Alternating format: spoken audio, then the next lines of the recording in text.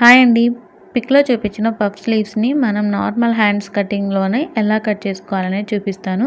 ముందైతే మన నార్మల్ హ్యాండ్స్‌ని ఎలా కట్ చేసుకోవాలి, దీని హైట్, మెజర్‌మెంట్స్ అనేవి ఎలా తీసుకోవాలి, మన దగ్గర లైనింగ్ అనేది తక్కువగా ఉన్నప్పుడు పఫ్ స్లీవ్స్‌కి ఎలా తీసుకోవాలి అన్నప్పుడు ఇలా కట్ చేసుకోండి.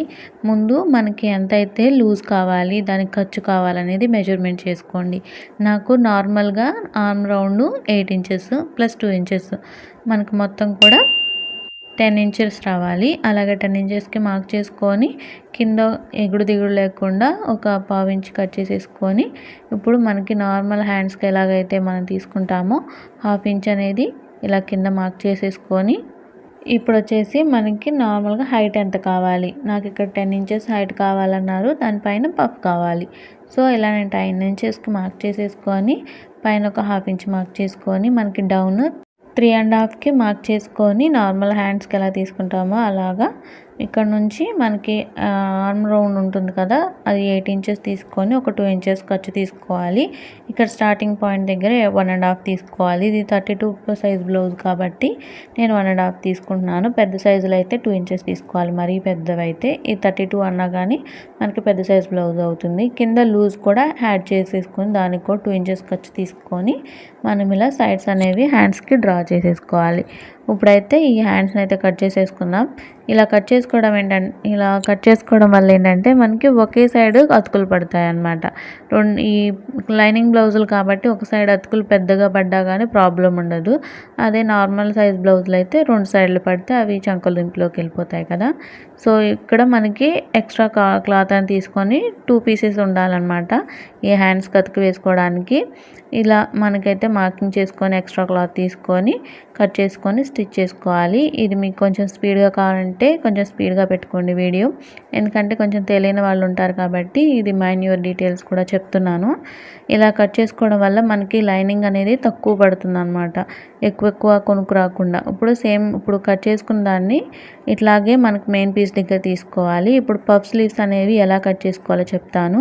సేమ్ మనకి మెజర్మెంట్స్ ఇలా వచ్చిన తర్వాత కింద నుంచి మనకి పైనుంచి 3 ఇంచెస్ తీసుకోవాలి. అలాగే విడ్త్ కూడా 3 ఇంచెస్ తీసుకోవాలి. ఇప్పుడు ఈ రెండింటిని కూడా సేమ్ మనం ఇక్కడ ఎలాగైతే 3 ఇంచెస్ తీసుకున్నామో అలాగే బాక్స్ అయితే డ్రా చేసేసుకోవాలి. దీని ఏంటంటే ఇక్కడ పఫ్ అనేది వస్తుంది, ప్లేట్స్ అనేవి వస్తున్నాయి.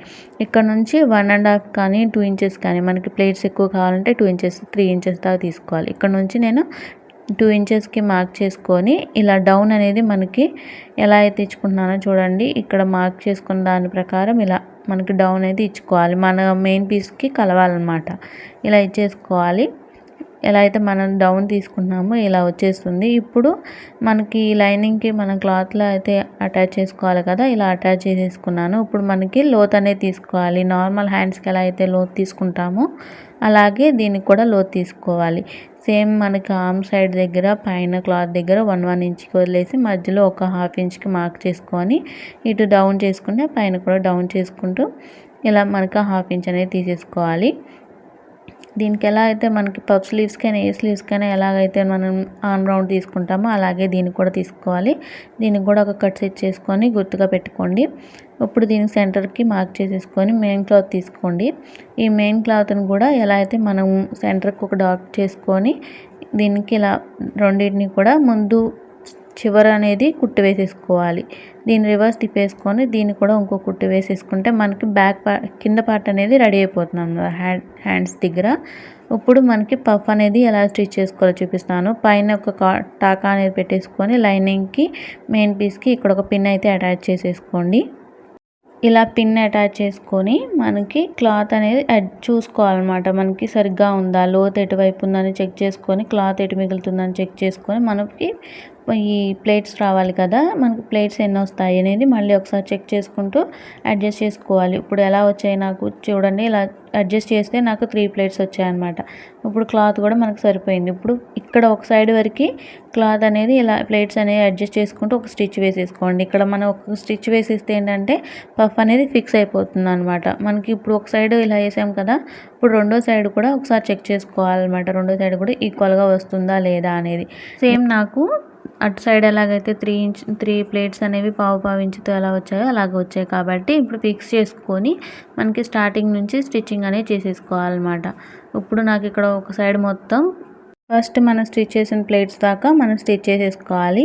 ఇప్పుడు ఎలా అయితే మనకి పఫ్ వచ్చిందో దాన్ని వెనక్కి సర్దుకుంటూ పఫ్ అనేది స్టిచ్ చేసుకోవాలి. ఇప్పుడు ఇంకొక సైడు మనకి వచ్చిన ప్లేట్స్ ఉన్నాయి కదా, అంతకుముందు రివర్స్ తిప్పుకున్నాం కదా, ఇప్పుడు ఎలాగైతే సెట్ అవుతుందో అక్కడ దాకా సెట్ చేసేసుకొని రివర్స్ ప్లేట్స్ అనేవి ఇచ్చుకోవాలి. ఈ ఉన్న క్లాత్లోనే మనకి పావించి గ్యాప్తో 3 ప్లేట్స్ ఎలా అయితే ఫస్ట్ దానికి వచ్చినాయో అలాగే రెండో సైడ్ కూడా మనకి 3 ప్లేట్స్ రావాలి. ఇవి ఇక్కడ కొంచెం ట్రిక్కీగా ఉంటుందండి, స్లోగా సెట్ చేసుకోండి. ఇక్కడైతే పావించి ప్రకారం మనకి 3 ప్లేట్స్ రావాలి. ఇలాగే స్టిచ్ చేసుకోండి. ఇక్కడ ఫ్రంట్ సైడ్ అనేది కొంచెం లోతు ఎక్కువ ఉంటుంది, మన క్లాత్ కూడా ఎక్కువ పడుతుంది అనమాట. మనకి ఏంటంటే కొంచెం క్లాత్ మిగులుతుంది అనమాట.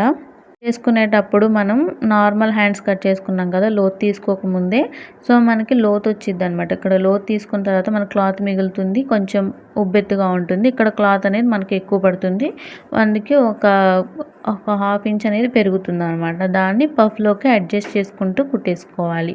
సో ఇలాగా మనకి పఫ్ స్లీవ్స్ అనేది రెడీ అయిపోతాయి. లాస్ట్ వరకు ఫినిష్ చేసేసుకోండి స్టిచ్చింగ్ చేసేసి. మనకి ఇలా అయితే పఫ్ స్లీవ్స్ సింపుల్గా అయిపోతాయండి, మనకి ఎక్స్ట్రా క్లాత్ కూడా పట్టదనమాట. ఇప్పుడు పఫ్ స్లీవ్స్ అనేవి ఎలా రెడీ అయ్యో చూపిస్తాను చూడండి. ఎలా మంచిగా నిలబడిందో ఇలా నిలబడేలాగా ఫ్రీగానే పెట్టుకోవచ్చు, లేదా ఇలాగ మనకి ప్లేట్స్ ఉన్నాయి కదా ఇప్పుడు చూపిస్తున్నాను చూడండి ఎంత నీట్గా వచ్చాయి. ఈ ప్లేట్స్ కనిపించేలాగా కిందకైనా పెట్టుకోవచ్చు. నాకు రిఫరెన్స్ పిక్లో చూపించారు ఇలాగే కావాలి అని. నేను ఇలాగే సేమ్ స్టిచ్ చేసేసాను.